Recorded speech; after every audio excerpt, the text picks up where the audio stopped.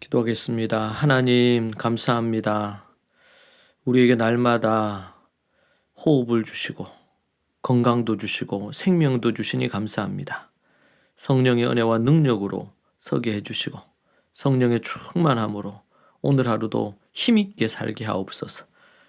우리의 마음을, 또 우리의 생각을 잠식하려 하는 어둠의 영이, 사탄 마귀가 다 떠나가게 하시고, 하나님의 성령의 능력으로 기름 부어 주옵소서. 예수님 이름으로 기도합니다. 아멘.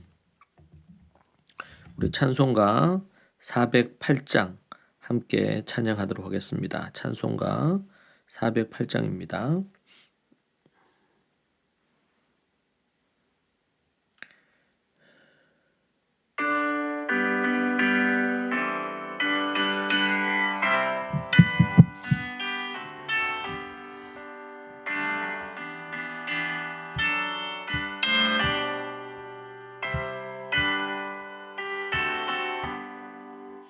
나 어느 곳에 있든지 늘 마음이 편하다.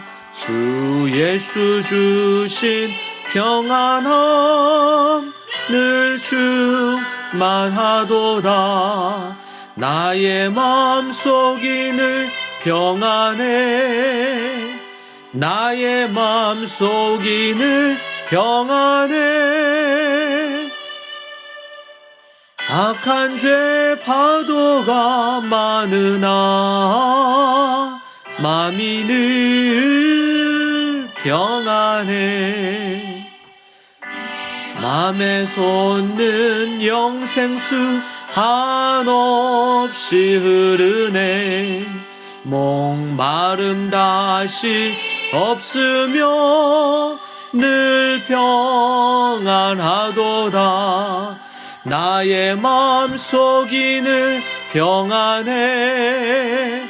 나의 마음속이 늘 평안해.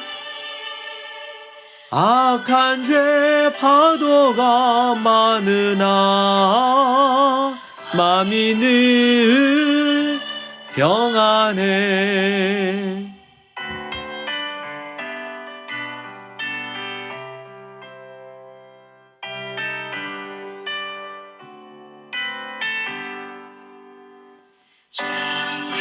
주의 사랑을 영원치 못하네.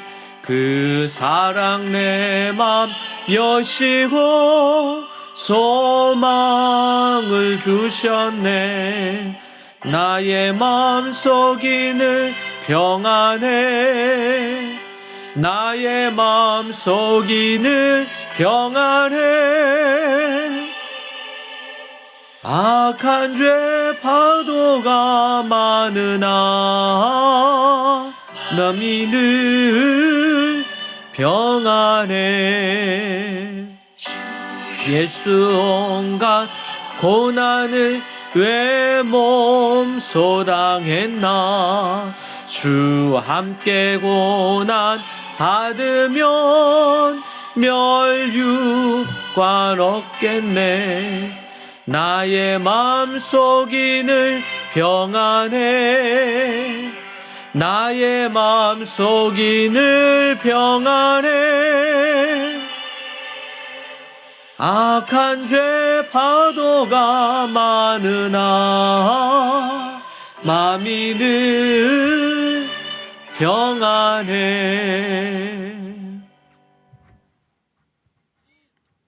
아멘.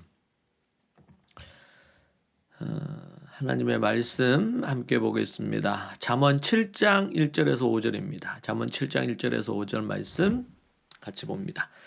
내 아들아, 내 말을 지키며 내 계명을 간직하라. 내 계명을 지켜 살며 내 법을 내 눈동자처럼 지키라. 이것을 내 손가락에 매며 이것을 내 마음판에 새기라. 지혜에게 너는 내 누이라 하며 명철에게 너는 내 친족이라 하라. 그리하면 이것이 너를 지켜 음녀에게 말로 호리는 이방 여인에게 빠지지 않게 하리라. 아멘. 아버지의 지혜를, 아버지께서 주신 이 지혜를 빼앗기지 않는 4가지 방법을 우리 오늘 7장 1절에서 5절 말씀에서 살펴볼 수 있습니다. 잠언의 첫머리에 언급되었던 부분, 잠언을 기록한 목적 중에 하나가 지혜의 훈계와 명철의 말씀을 젊은 자에게 지식과 근신과 분별력을 주기 위함이다. 그렇게 얘기하고 있습니다. 젊은이들이 가장 주의하고 경계해야 될 것은 잘못된 어떤 성관계인 음행과 간음일 것입니다. 그래서 잠언에서는 음행과 간음에 대해서 경고하는 지혜가 자주 등장합니다. 2장에 5장에 6장에 그 이후에도 계속 반복해서 등장하고 있습니다. 하나님을 경외하는 자는 스스로 몸을 정결하게 해야 하죠. 성적인 순결이 얼마나 중요한지 말해주는 지혜의 말씀입니다. 잠언서의 지혜자는 직접 목격한 것처럼 간음의 현장을 묘사하고 있습니다. 그에 대한 결과도 실감나게 표현을 해주고 있는데요. 음란한 여자 유혹에 빠지지 않고 위기를 넘어설 수 있는 지혜를 주고자 하여 말하는 것입니다. 그러니까 어릴 때부터 이 음행에, 간음의 죄에 빠지게 되면 그의 인생 전체가, 그의 삶 전체가 위기를 맞게 되고 공궁에 처하게 되겠죠.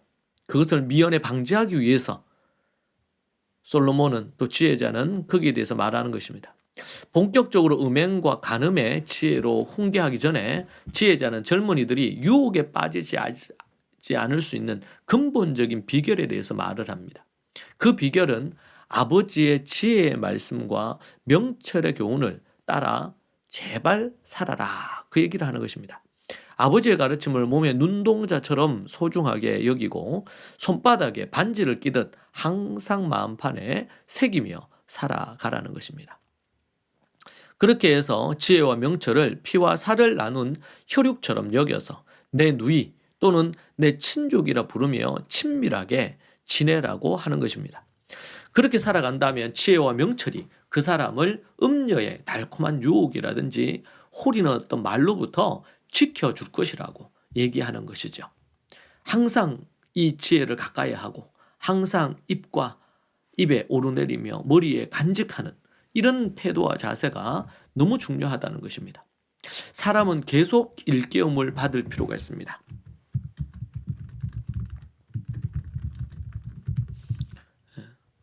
한번 깨달음을 얻고 그것을 했다고 해서 계속 그것이 유지되는 것이 아니기 때문에 그렇습니다. 아버지의 권면을 따라야 한다고 말하고 있는 것입니다. 그렇게 할 때 지혜자의 삶이 보호되고 풍성하며 의미 있어지는 것이죠. 왜냐하면 아버지의 교훈은 매우 유익한 결과를 가져오기 때문입니다. 하나님의 지혜를 빼앗기지 않고 지키는 4가지 방법을 말하는데, 첫 번째는 내 계명을 지켜 살아라. 계명을 지켜 살아라. 이게 첫 번째고, 두 번째는 법을 눈동자처럼 지키라. 법을 눈동자처럼 지키라. 계명을 지켜 살려고 하라는 것이고, 두 번째는 법을 눈동자처럼 지켜라. 세 번째는 하나님의 말씀을 손가락에 매라. 손은 늘 항상 손으로 뭔가를 하잖아요. 그러니까 항상 하나님의 말씀이 가까이 눈에 보이는 부분에 있게 하라는 거예요. 네 번째는 그 말씀을 마음판에 새기라는 것입니다. 하야하고 읍조리고 또 하가 시아의해서 중얼중얼함으로 우리의 마음판에 새기라는 것이죠. 이러한 방법을 통해서 내 계명을 지켜 살려고 하고 법을 눈동자처럼 지키고 또 하나님의 말씀을 손가락에 메고 그리고 또 그 말씀을 마음판에 새기라는 거죠. 이러한 방법을 통해 하나님의 백성은 하나님의 지혜에 관심을 가지고 한순간도 하나님이 주신 이 지혜, 말씀, 계명, 율법을 잊지 말아라. 잊어버리지 말아라. 그렇게 잊어버리지 않기 위해서 부단히 노력하고 애를 쓰라. 여러분은 아버지의 훈계를 듣고 지혜를 간직하고 순종하고 그렇게 여러분들이 따르고 있습니까? 지혜를 그냥 한번 듣고 흘려버리고 그냥 그 이후에 생각하지 않고 간직하지 않고 지켜 행하기 위한 몸부림과 노력과 애씀 없이 혹시 우리가 살아가고 있지 않는지 돌아보면 좋겠습니다. 그 훈계의 지혜를 진정 사랑하라고, 붙들고 사랑하고 눈에도 손에도 마음판에도 삶의 그 모든 것들을 행할 것을 권면하고 있습니다. 반복하여 부단히 노력하고 애쓰는 것이 얼마나 중요한지를 우리 다시 한번 우리에게 말해줍니다. 기도하겠습니다. 하나님 감사합니다. 하나님의 지혜를, 하나님의 계명과 말씀과 법을 항상 우리의 마음에, 우리의 가슴에, 우리의 손과 우리의 눈에 간직하여 그것을 떠나지 아니하도록, 나를 떠나지 아니하도록 붙들고 살아가는 인생이 되게 하여 주옵소서. 주께서 인도하시고 간섭하시고 그리하여 항상 지혜가 나를 이끌고 그 지혜 앞에 순종하는 하나님의 사람들이 되기를 소망합니다. 예수님 이름으로 기도합니다. 아멘. 이 말씀 갖고 함께 같이 우리 기도하십시다. 날마다 지혜 속에 파묻혀 살고 지혜를 사랑하고 지켜 행하는 인생 되기를 갈망하면서 기도하겠습니다. 기도하십시다. 주여, 주여, 주여. 하나님 아버지, 주님 붙들어 주시고 인도하여 주옵소서. 성령의 은혜와 능력으로 기름 부어 주시고 아버지 하나님 함께해 주시기를 간절히 구합니다. 주여, 아버지, 아버지, 주님 붙들어 주시고 인도하여 주옵소서. 아버지 하나님의 은혜와 능력으로 서게 하시고 성령으로 기름 부어 주시옵소서. 아버지요, 아버지요,